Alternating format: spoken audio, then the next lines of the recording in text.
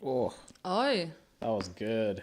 Even I felt that. Can you do it for me? Do that on the mic. Damn. So whenever you guys are ready. Are you transforming into like the wings start coming out? Shell peels off. Finally free of this human form.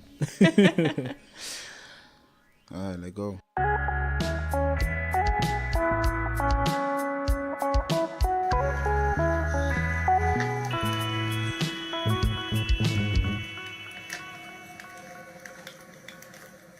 Hello and welcome to Word Up Podcast. I'm Evy. And I'm Webster. And today we are here with the Orator. What's up? What an intro. Hello and welcome to our Word Up Podcast. What's going on? How are you? Very good. It's a beautiful day in the Netherlands. I suspect it's beautiful everywhere else. We are a podcast with no time and space, remember? This is true. But just so everyone knows, it's a beautiful day. It is a beautiful day and I feel blessed. Beautiful.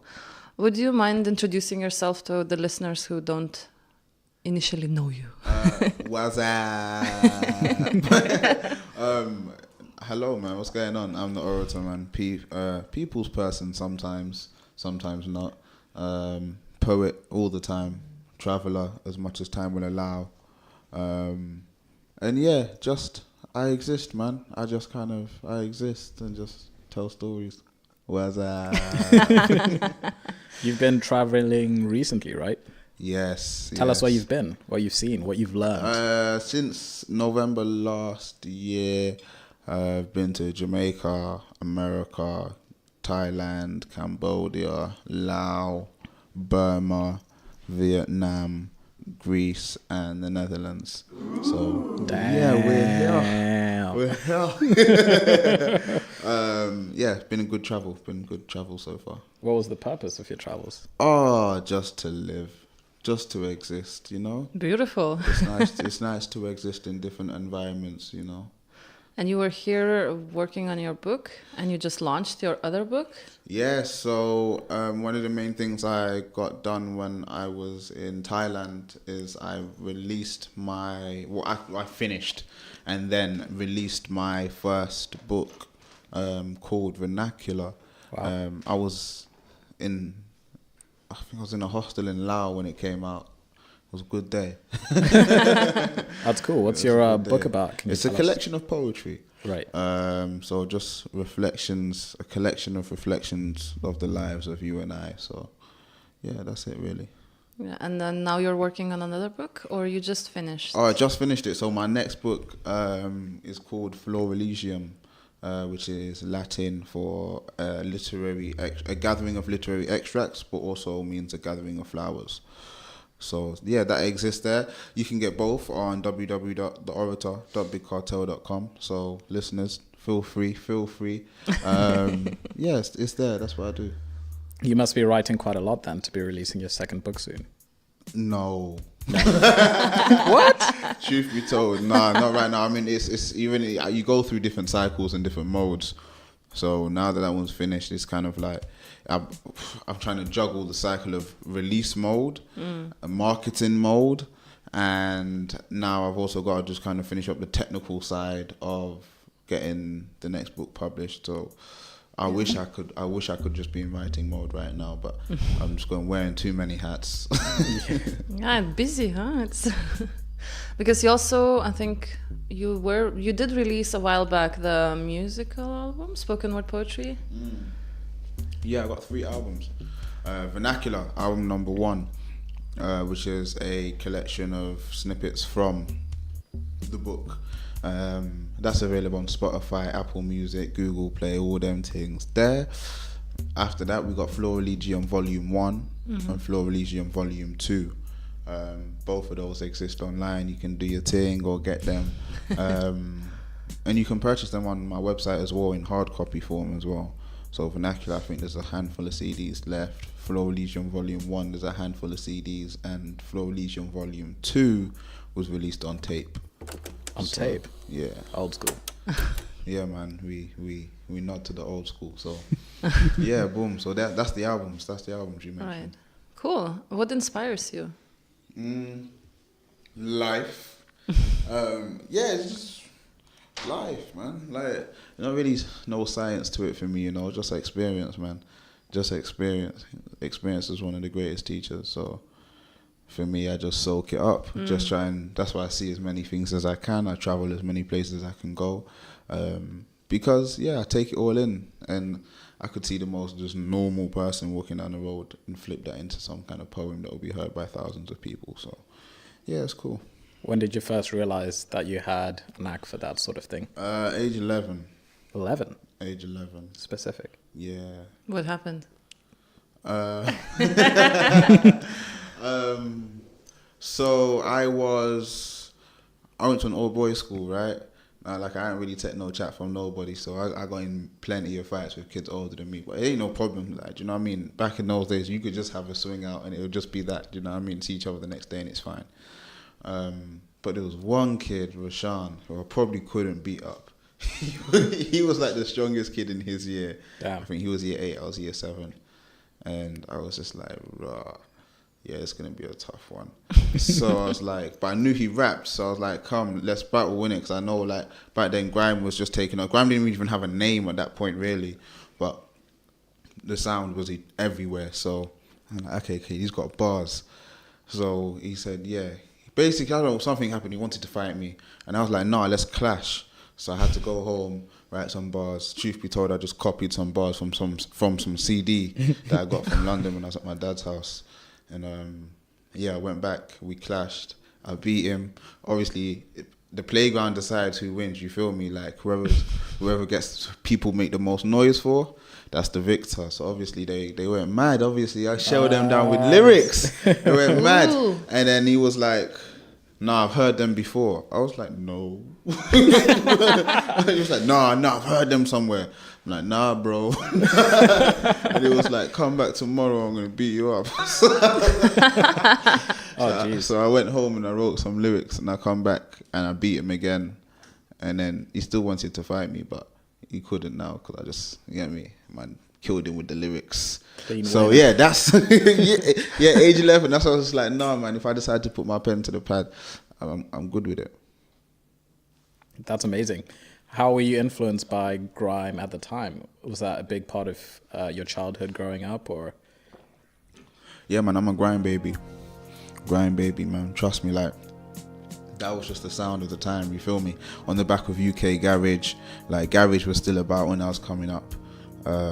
But grime was, like, by the time I got into, like, secondary school and we were halfway through, grime was the thing. Like, grime was life, do you feel me? Them old school pirate radio sets, people used to send sets and send tunes, infrared, Bluetooth, like back when like you'd wait for like a radio set to come out or you'd wait for people to come on radio because you knew that was a place to catch them.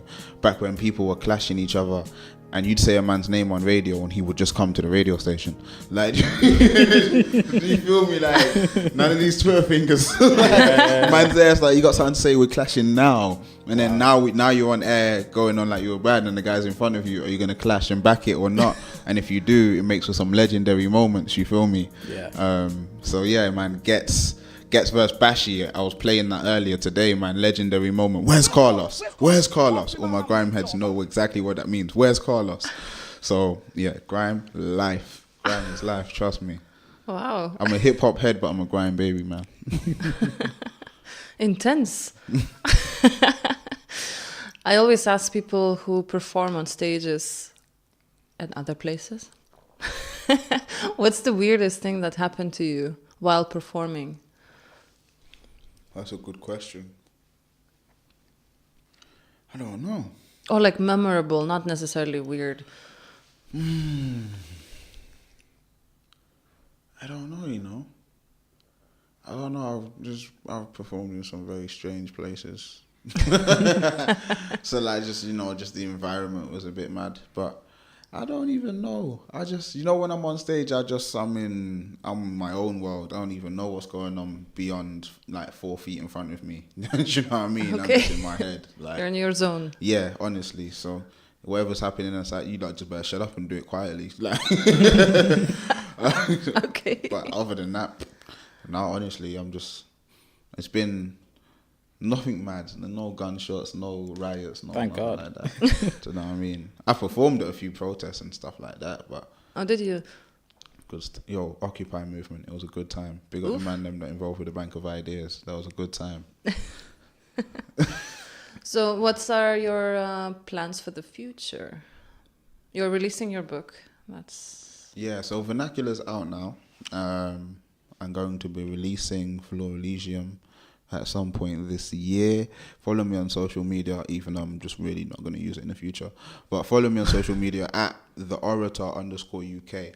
And you can get updates about that, because as it stands, I don't even know when that's coming out. But other than that, my travels continue. So I'm in the UK by the time you hear this, and then just within a week or two, I'll be flying out to Peru. So, and I'm out in Peru for 3 months. Damn. South What's in America.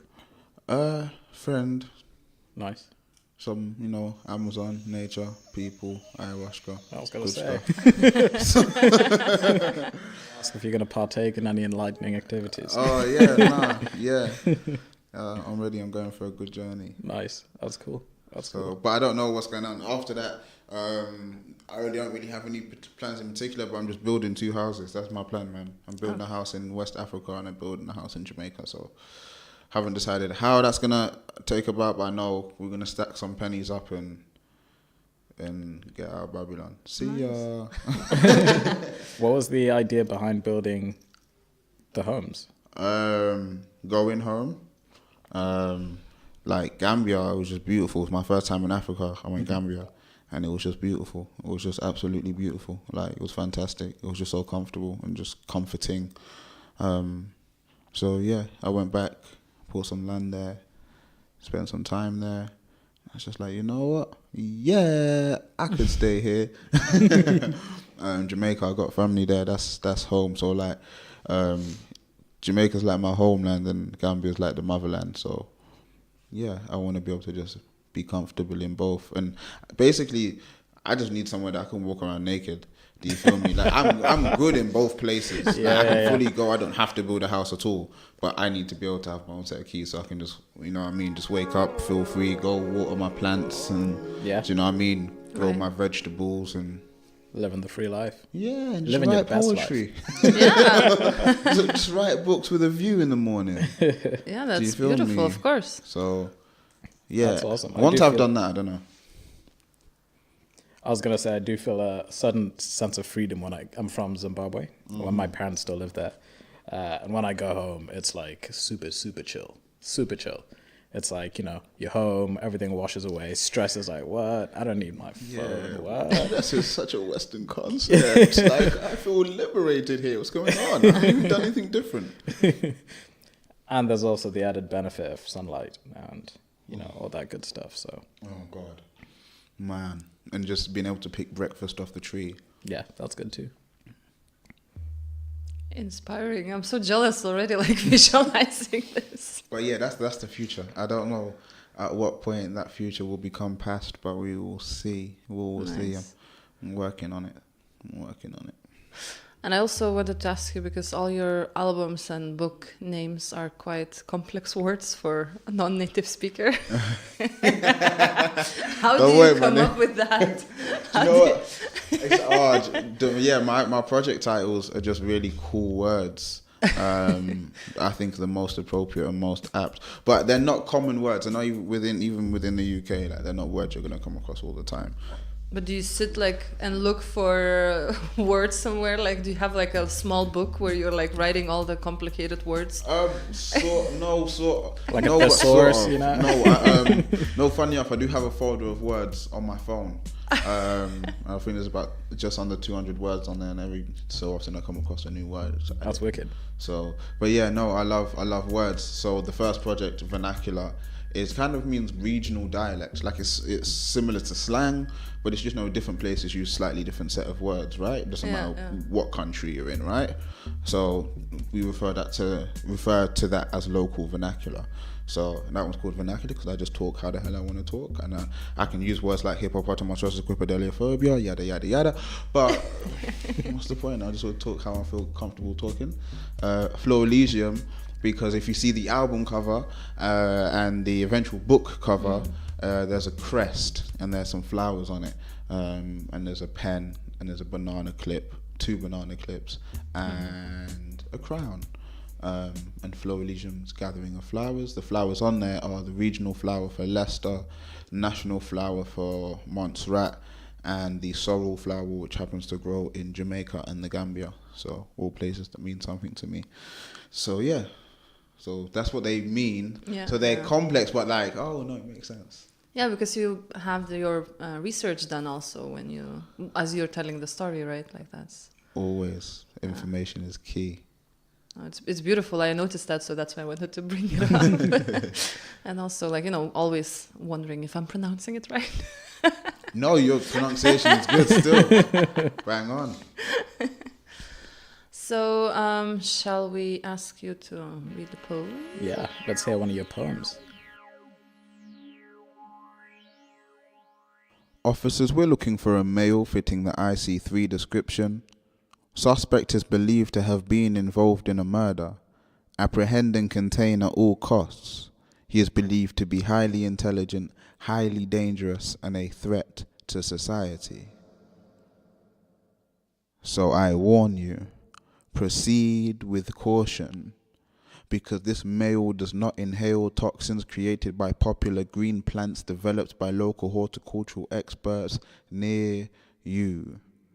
This male does not indulge in a supposedly high-rolling, prison-going, oversaturated genre better known to the common folk as gangster rap. This male is no longer a frequent window shopper of JD, and his choice of dress is no longer the produce in child slave labor in dingy Indonesian sweatshops exploiting children for over 15 hours a day. Hear what I say. Eyewitnesses say this man is armed. He has a belt. Unafraid to use it, he is considered a risk to our godforsaken ignorance. Any use of such concealed weapon is an offence punishable by up to 30-second hard struggle preceding any dying urges to urinate freely. So hear what I say.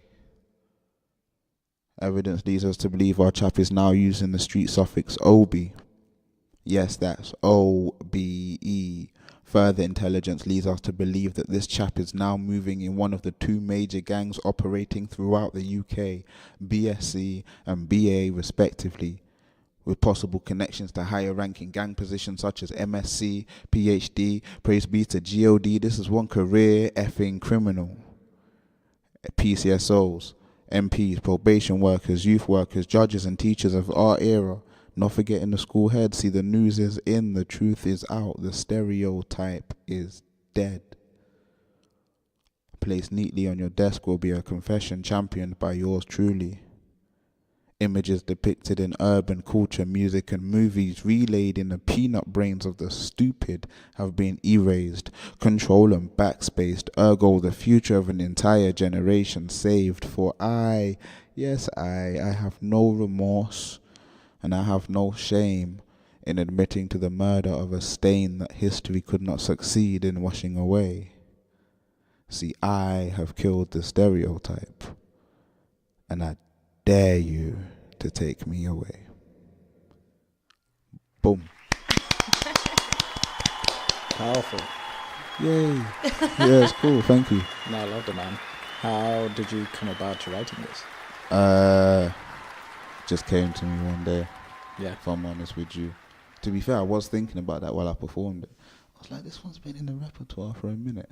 But I remember, I don't know if it was in its finished form, but I remember when it first came out, it was something to do with the centenary of something or someone's death, because I went down to London for a bell ringing service to mark the point of something to do with the abolishment of slavery. Something to do with that. But it was around about a couple years ago. Damn.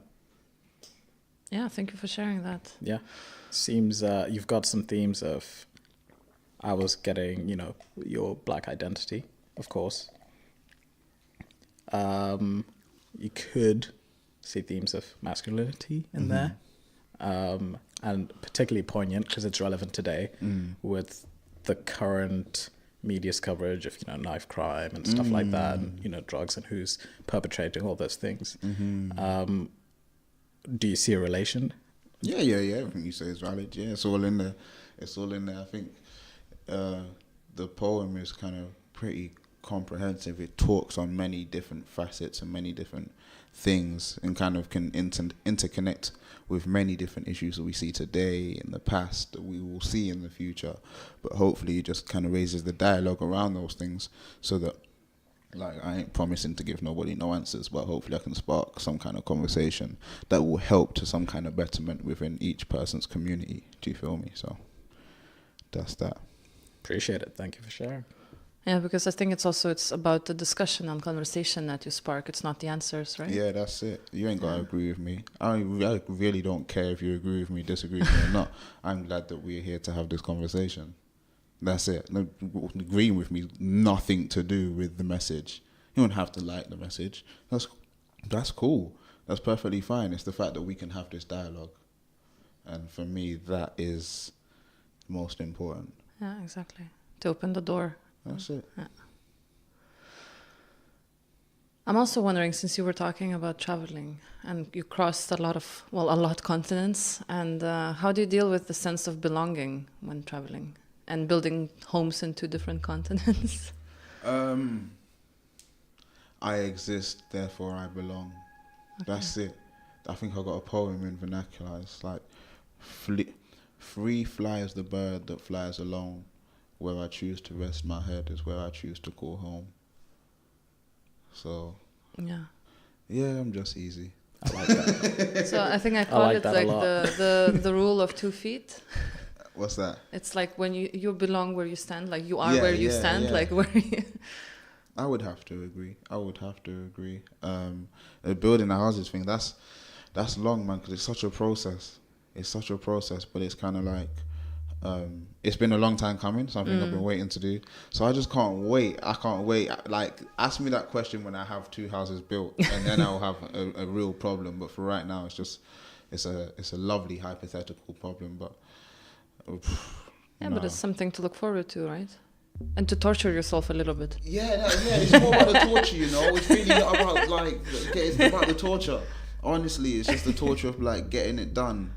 And then it's the joy. Once it's done, it's done. I'm not going to do anything but sit down and relax and not think about it. But like, I enjoy the kind of mental ping pong with juggling these ideas, juggling everyday reality, juggling the reality that we create for ourselves. So yeah, I enjoy the chase, the pursuit of the dream. So the pursuit of happiness, if you like. How did you get the dream?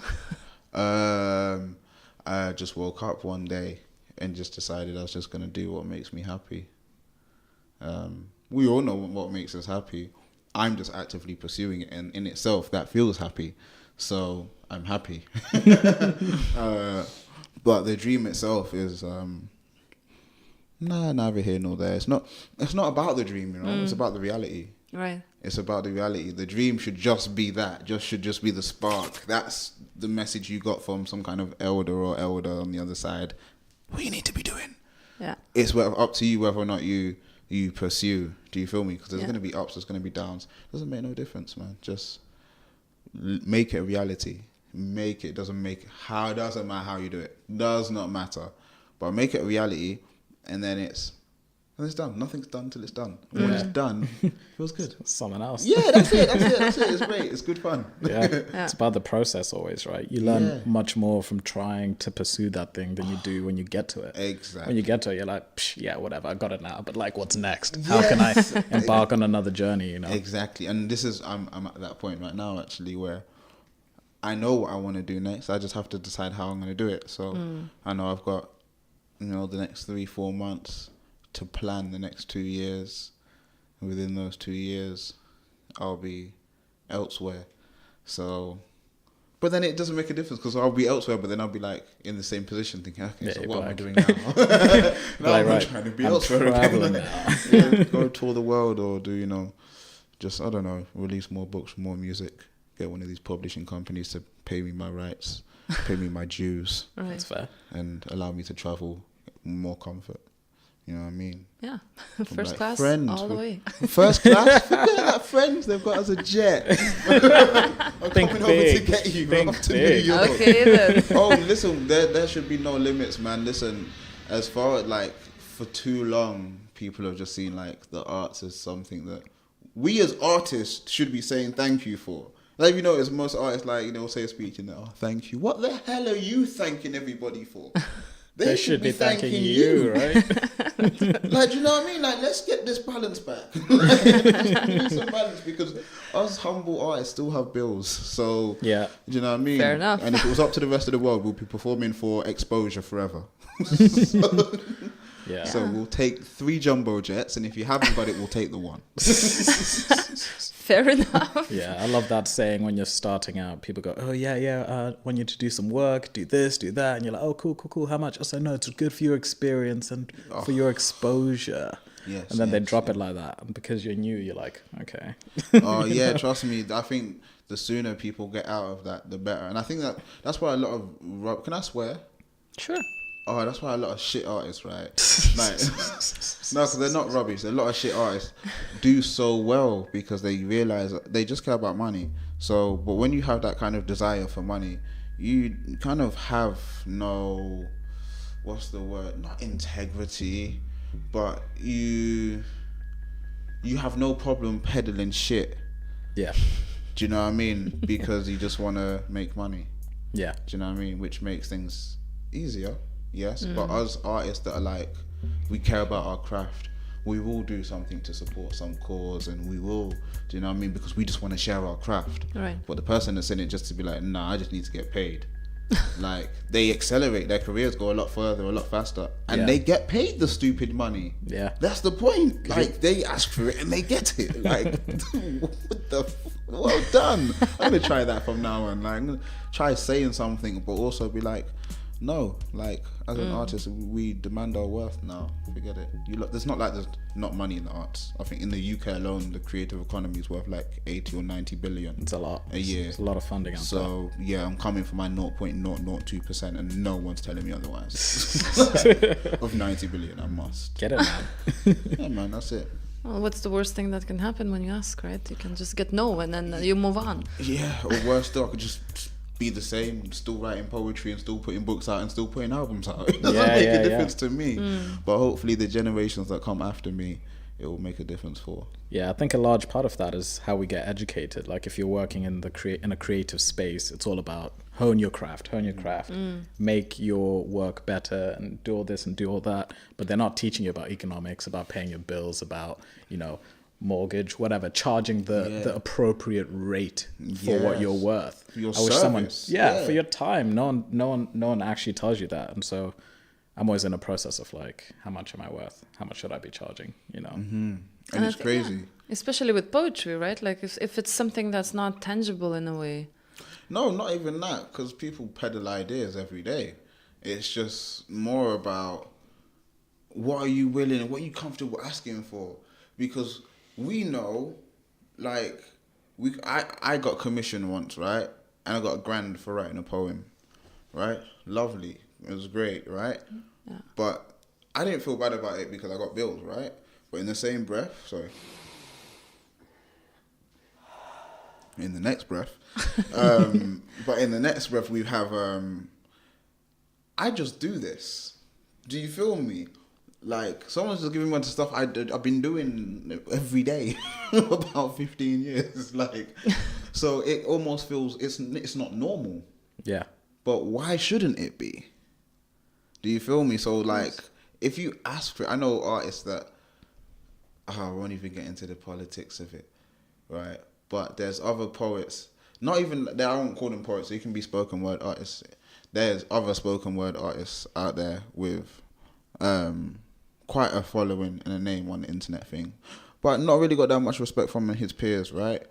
Got booked for a gig in my city, come down telling some story about how this poem allowed him to have breakfast with Will Smith, And Lester's great because Lester just doesn't give a fuck about nothing, right?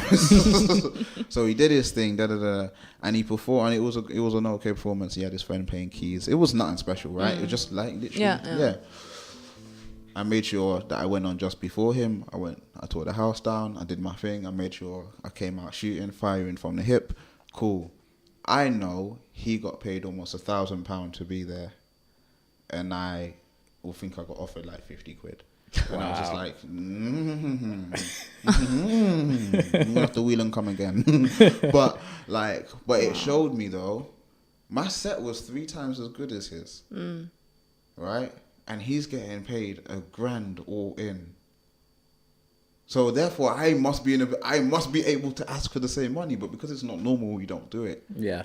Do you feel me? And we get accustomed to, covering expenses and which is cool because 80% of the time, that's how it's gonna go because you're working with your people, you're working with other people that want to build.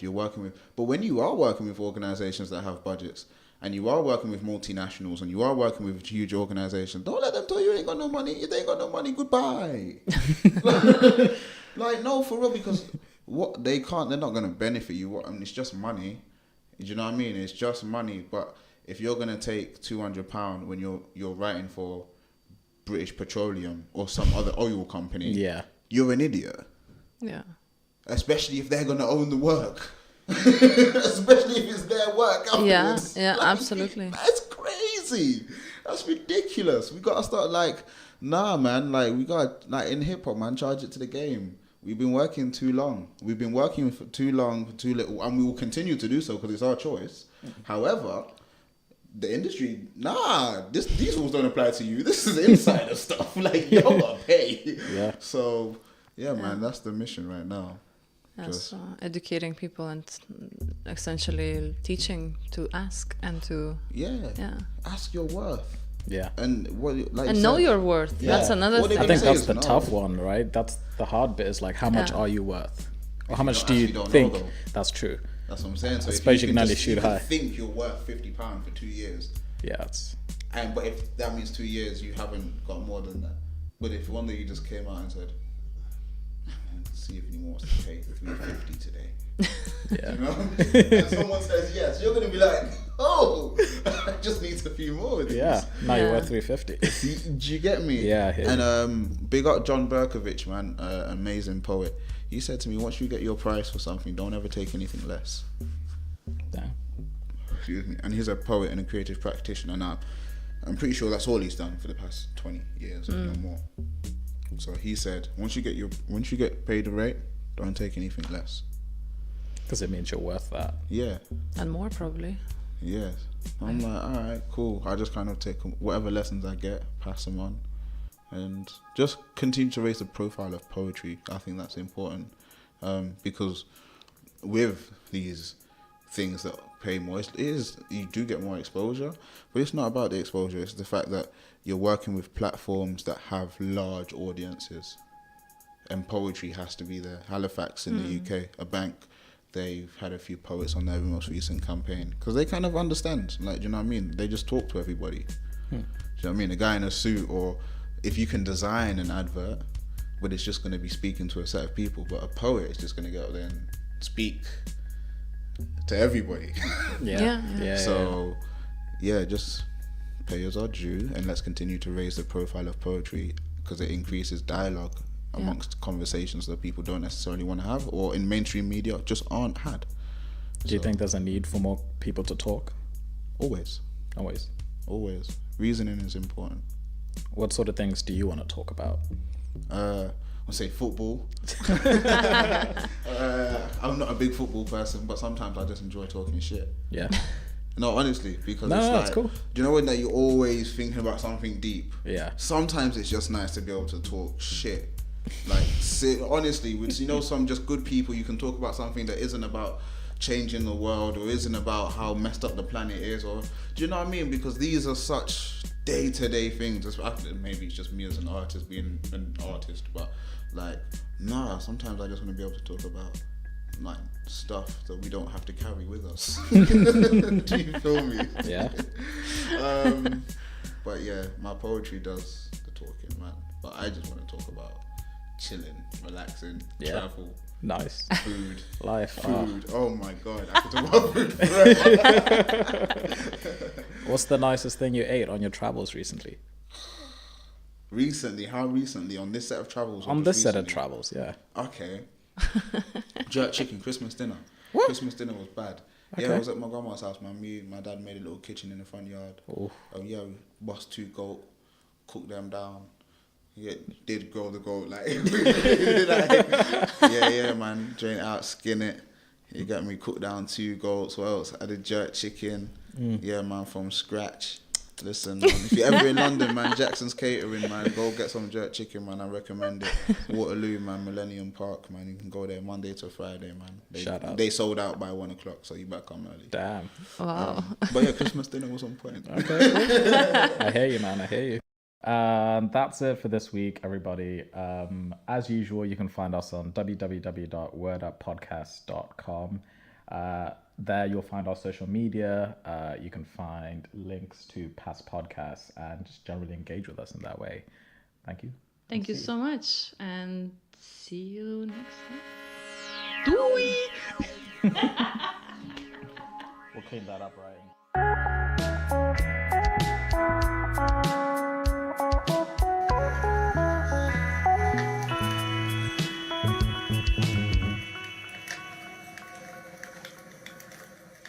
I don't want to shit on Thai food. Thai food is dead. What? You don't like Thai food? I know, listen. I mean, no. that's like, in my opinion, the seasoning was a bit I know. lacking in that department. But for the most part, I enjoyed it. Nah, it was okay, but it made my belly run all the time. Oh, jeez. Details. You got to eat every day. But if everything you eat makes you go to toilets, just get tiring. It gets very tiring, man. Good selection of beers, though. Huh? Good selection of beers. I don't drink beer. Oh, you don't drink? I don't drink beer. No, I drink beer, but I like my rum.